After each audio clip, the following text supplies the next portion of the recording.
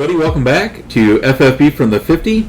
I'm here with Joe, Mr. JDP himself. Speaking of the devil, this video is brought to you by JDP Media. Alright, this is part 2 of our analysis of a mock draft that I did recently. And if you want to go back and check out the first 4 rounds, that's on the previous video. This is one we're going to cover rounds 5 through 9. And I said at the end of the last video, this is where the tone changes. So the first 4 rounds, I felt like I was pretty critical. Just not feeling like the value is there. But as you get further down in the draft, the value really increases. So I had the first overall pick. In the first round, I took McCaffrey, second Jacobs, third Mike Evans, fourth DK Metcalf. So I went running back, wide receiver. First pick in the 5th round, drum roll please, I took Amari Cooper. And I know that this is not a super sexy pick, and I get that. But Amari Cooper is just, he's one of those guys that's always steady. Now, do I think he has the most upside of the wide receivers that were left out there? No, I would not argue that. Do I think he has one of the safer floors? I sure hope so. I will say that the thing about Amari Cooper that gives me a little pause for concern was last year he did a lot of damage with Joe Flacco as his quarterback. Mm-hmm. He doesn't have Flacco. He's back to Deshaun. But if Deshaun doesn't pick up his play, it's going to be Jameis Winston, who's the new backup there. Yeah. And, he's a 5,030 touchdown guy. Maybe he threw 30 interceptions that same year, but he did. Jameis is the backup there, huh? Yeah, Jameis is the backup in Cleveland. Wow. Boy, Deshaun better pick it up, huh? He better, because he's got some legit threat behind him. Now, the thing is like I said, I understand that Amari is not the sexiest pick. But last year he did perform better than Chris Olave, which a lot of people are super high on Olave, and that's fine. I get it. I understand. But that's a guy that's going before him. I've seen Devonta Smith go before him. I get it. I understand. But I crave that consistency. We got Garrett Wilson, who did really well. He actually was wide receiver 26 last year.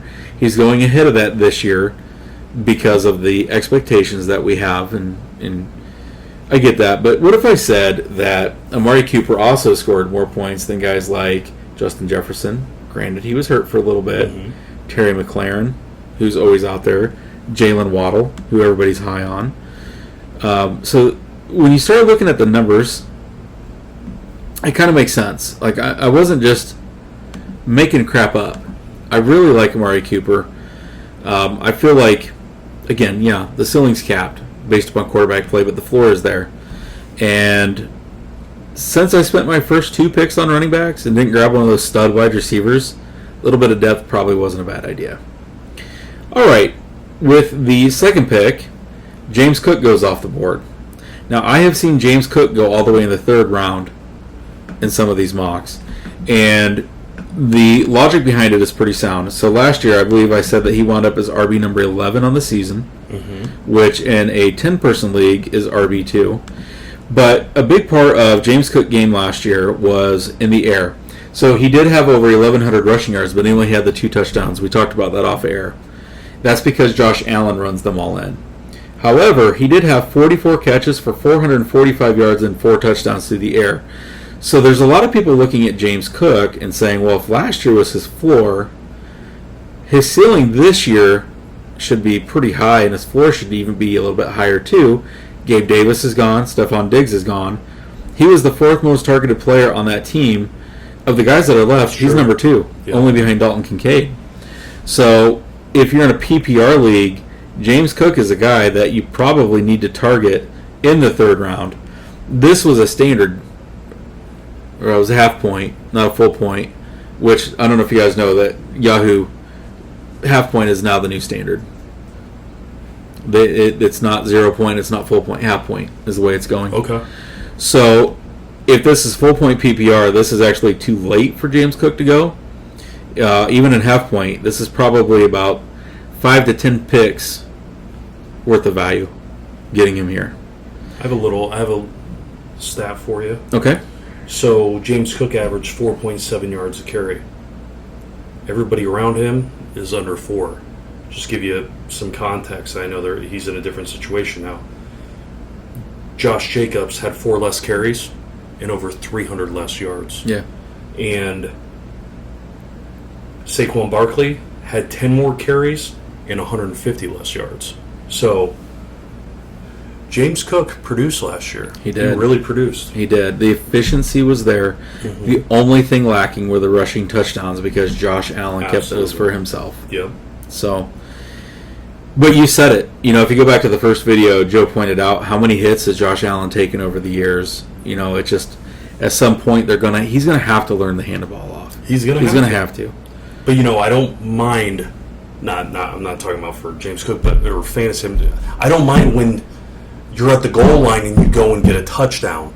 It's when you're on your own 40 and it's 2nd and 8 and you run QB power. That's a good way to dislocate your shoulder, and, for no reason. Congrats, you got 5 yards. Season. Yeah, congrats. You're 60 yards away from the end zone. Yeah, and you still have a third down because you didn't convert the 2nd and 8. Yeah.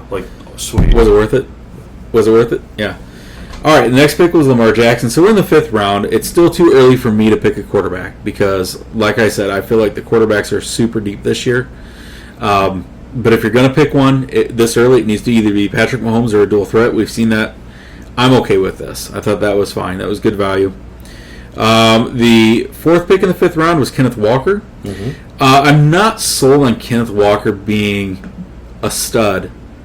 But if you can get a team's RB1 in the 5th round, you've done something right. He didn't have 1,000 yards rushing last year, and he averaged less than 2 catches per game. Okay. But he was also hurt and banged up. I am worried that Zach Charbonnet is going to carve out a bigger role. Yeah. But we were talking off air, the offensive coordinator for the Washington Huskies last year, that mastermind, one of the most creative and explosive college offenses in history. Yep. When their head coach went to become the new head coach, I believe, at Alabama, correct? He stayed and became the offensive coordinator for the Seattle Seahawks. So he's still in the same city, different team, same position. There is reason for optimism that offense is going to look very different this year. And I don't think it's a matter of Kenneth Walker not being able to catch the ball out of the backfield. I think he can. And I think if there is any iota of new creativity in the run game, he should have no problem eclipsing the 1,000-yard mark. Is he a guy that I'm purposely targeting? Absolutely not. I'm not targeting him. But I'm also not targeting him either. You just need to get value out of it. Yeah. If the value's there, then I'm fine with it. And this is probably a good value. All right, 5th pick in the 5th round. We're going to go back to what I talked about in the 4th round with Nico Collins. Stephon Diggs is a stud. Yeah. He's an absolute stud. I mean, there's been so many years he's gone in the 1st round. Went in the 1st round, I think, in a lot of leagues last year. At the very worst, middle of the 2nd round. So this seems like an incredible value, looking at it. But I am concerned, and we talked about this in the first video with Nico Collins. You're not going to need, if you're Houston, so last year, Stephon Diggs scored 273 points in PPR leagues. Nico Collins scored 270. They were separated by like 3.5 points on the whole season. But this year, Houston is not going to need their wide receiver 1 to get 270 fantasy points. They're not. 200 will be good enough. Because guess what? Your wide receiver 2 is also getting 200. So I think the expectations need to be, again, managed with Stephon Diggs and Nico Collins. And I think this reflects that. So if we think that Stephon Diggs is going to score maybe 70 points less than what he did last year, and he was a 1st or 2nd rounder last year, this is value. And if I can get Stephon Diggs 8 to 10 picks after Nico Collins, I'm going with Stephon Diggs. Yeah. To me, that is a greater value than Nico Collins. And the argument is that Nico Collins already has the rapport with C.J. Stroud and will outperform Stephon Diggs. That may be true, but is it by enough that you're going to say that you're willing to spend an entire round of the draft more for him? Give me Stephon. I'll take Stephon. Yeah, because I can grab another. Also proven himself over the year. I mean, and I can have another running back or wide receiver in the meantime. Absolutely. Of greater value. Absolutely. So I don't think that the difference in points between Nico Collins and Stephon Diggs is big enough to warrant this much of a difference in where they were drafted. Yeah. I don't get it. I'm with you. All right, next pick 6 is Devonta Smith. This is a guy too that I'm not targeting. I had him last year, incredibly streaky. Very streaky. Yeah. He had a couple games where he scored a lot of points for me, but he also had a lot of games where he didn't even score double digits. Mm-hmm. I don't think that's going to change this year. They bring in they bring in Saquon, who is a very capable pass catcher. They're probably going to run the ball more because Saquon is a better pure runner than what they had last year with DeAndre Swift, who is probably more of a Swiss Army knife third down back type, but Saquon's an every down back. Absolutely. Right? So Devonta scares me. A.J. Brown is the clear-cut number 1 wide receiver. I'm not sure that Saquon's not number 2, and that's not going to help Devonta's consistency. Now, Devonta may end up scoring, 180 points, but if 30 or 40% of that comes in 2 or 3 games, he's going to drive you mad. Are you going to start him every week? Can you start him every week? What if you start him and he puts up one of those 5-point games? What if you bench him when he's going to put up one of those 25-point games? Yeah, absolutely. So Devonta is the kind of player that I don't target because I like consistency, and I don't want to. He will win you weeks, but he will actually lose you weeks, and I don't think that's going to be any better this year. So Devonta is on my do not draft list. But is the value there for somebody who thinks differently than me? Absolutely. Yeah. Because I'm telling you how I think. That doesn't mean that that's how you have to. You may have a completely different perspective. Absolutely. So yeah, I'm with you. And like you said, though, you dealt with it. So I did deal with it, and it was maddening. And I was in 16 leagues last year, and I purposely only had him in 1. And the only reason I had him in the 1 because last year he was going in the 3rd round. Him and Jalen Waddle, were going like. And Chris Olave, too, for that matter. Those 3 were kind of bunched together in the 2nd round, and I purposely avoided all 3, and thank God I did. Right? Because maddening. One good game, next game, no. It's a good way to lose. It's a great way to lose. I value consistency. Give me a guy that's going to score 15 points every week. I would rather have that than the guy that's going to score 25 points one week, 5 points the next. It's all going to average out to the exact same at the end of the year. Mm-hmm. But averages don't reflect in the win-loss column. Absolutely. Those swings. No, you're absolutely right. They don't. That's not reflected in that, and that's what matters. Absolutely. So, all right, next pick number 7. I don't get this pick at all. I don't like this pick. Anthony Richardson, and I'm going to say that I get it. People are hyping him up big time. Is this a blind? Do you know this guy? Is he a blind Colts fan? I have no idea who any of these players are. No. Okay. I would say no, simply on the fact that he's passed on Jonathan Taylor and he passed on Michael Pittman, so I don't think so. But give me C.J. Stroud, give me Joe Burrow, give me some of these other guys, give me Dak Prescott. Yeah. There's a lot of guys. Yeah, as soon as I saw C.J. Stroud and Joe Burrow, I'm like...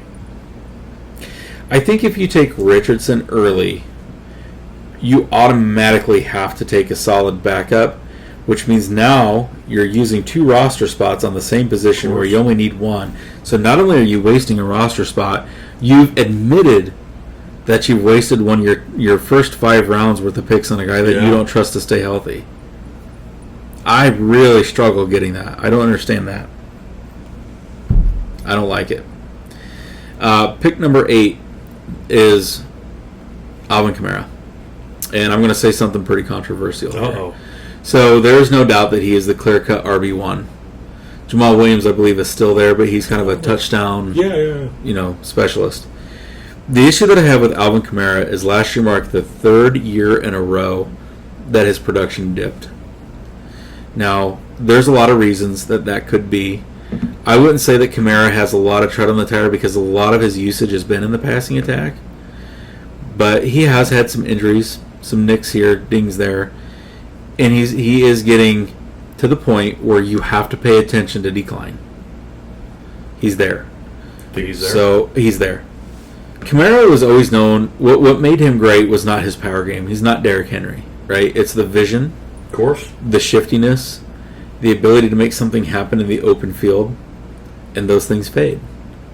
Derrick Henry's still going to be able to pound the rock. His game hasn't changed, which is why at age 30, he's still doing Derrick Henry.